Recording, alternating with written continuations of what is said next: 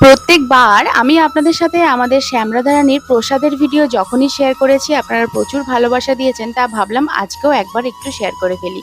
তো একটা ইনভিটেশন ছিল, সেখানে গিয়েছিলাম। প্রথমে জল, থালাপাতা, তারপর লেবু পড়ে গেল। আর লেবুর সাথে কিন্তু আমি এইভাবে বেগুনিটা দিয়ে খাই, এটাও বেশ অসাধারণ হয়েছিল। এবং তারপর চলে এলো ভেজ ফ্রায়েড রাইস, সাথে কিন্তু এরকম নরম পনির, বাটার পনির মশালা, পনিরের একটা তরকারি।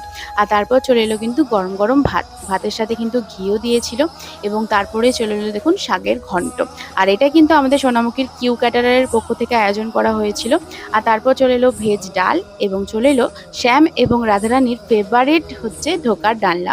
ধোকাটা হচ্ছে ডাল বেটে তৈরি করা হয়, সেগুলোকে বড়া করে তারপর ঝোল।